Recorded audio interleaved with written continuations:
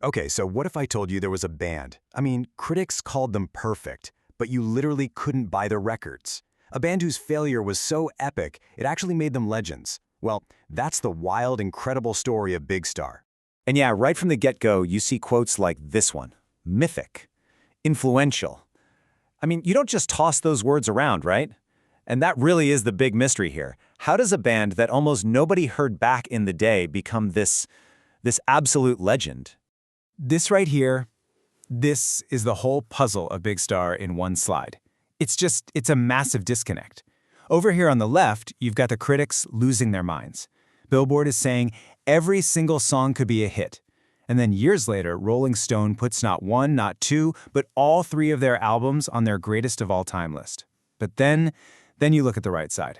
The brutal, brutal reality. The record label just couldn't get the albums into stores. Sales were, well, they were basically nothing. So that's the big question we're trying to answer here, right? How in the world does that happen? How does a band that was a complete commercial flop end up changing the entire sound of rock music? To figure that out, yeah, we've got to go all the way back to the start. All right, let's set the scene. We're in Memphis, Tennessee. It's 1971. You know, a city that's just soaked in music history. But what was about to happen was something else entirely. A kind of perfect storm of pure genius and just the worst luck imaginable. And that journey kicked off with a debut album that was, well, it was perfect. And it was totally cursed. They had everything they needed to be huge, but man, from day one, it was like the universe was conspiring against them. So to really get Big Star, you first have to get power pop. Okay, so imagine taking the killer melodies and harmonies of the Beatles, right? And the sparkly guitars of the Byrds. Now take all that and just crank the amps up. Add some real American rock and roll energy.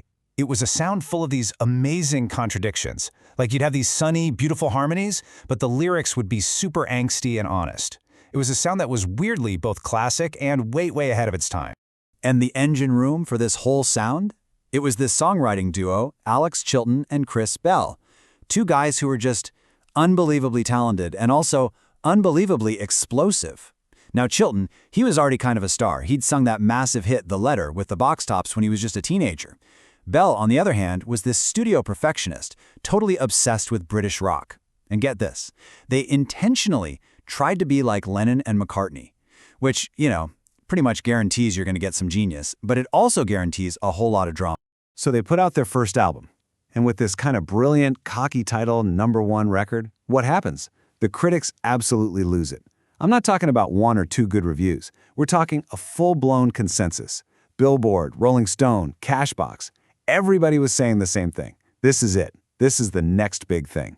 They should have been massive. But right as all these amazing reviews are coming in, the curse kicks in hard.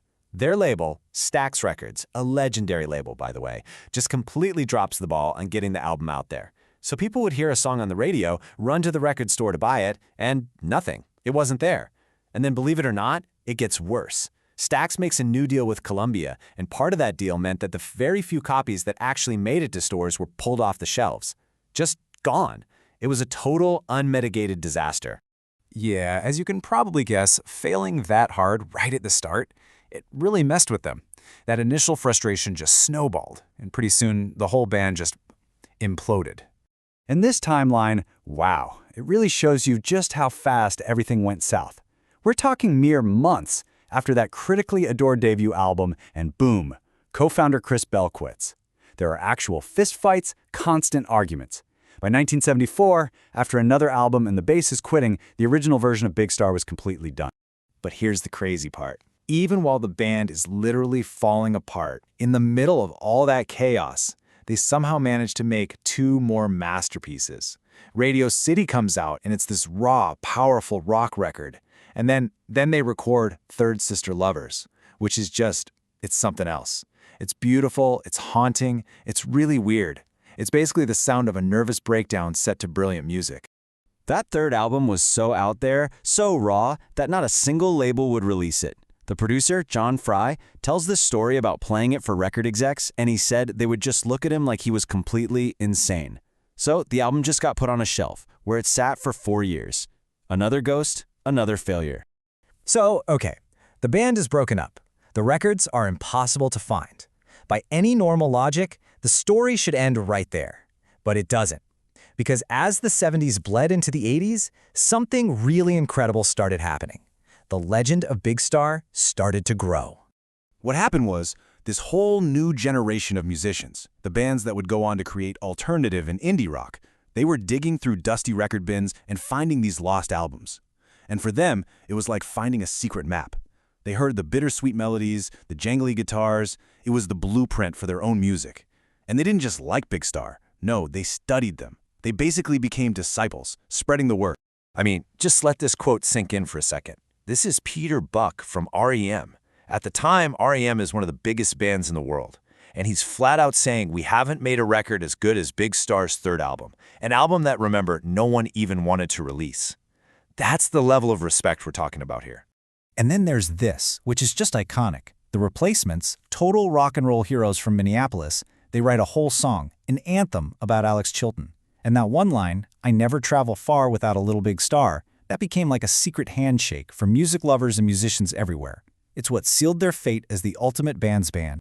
And you know what? Eventually, the rest of the world started to catch on. And this number says it all. 3. Not 1, not 2, but all 3 of their original albums ended up on Rolling Stone's 500 Greatest Albums of All Time list.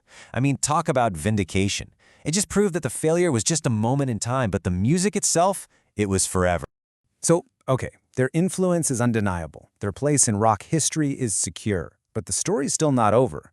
Because the music itself just refused to be a museum piece. It found a way to be heard all over again.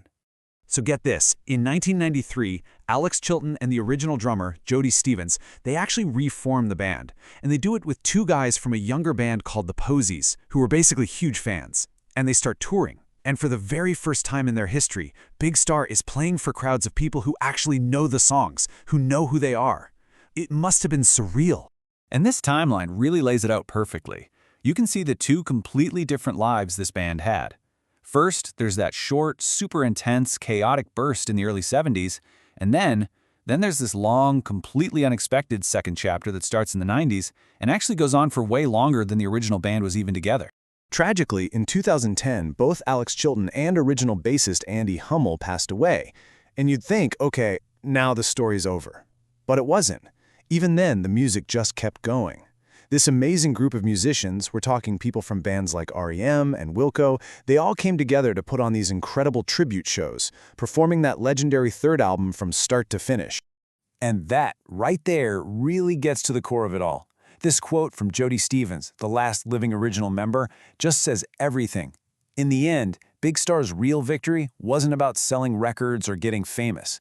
It was about making music so special, so powerful, that it created a whole community around it. It's the ultimate proof that a record nobody could buy could still turn out to be completely priceless. So maybe the real question isn't, why did Big Star fail? Maybe it's, how on earth did their music succeed so beautifully against all the odds?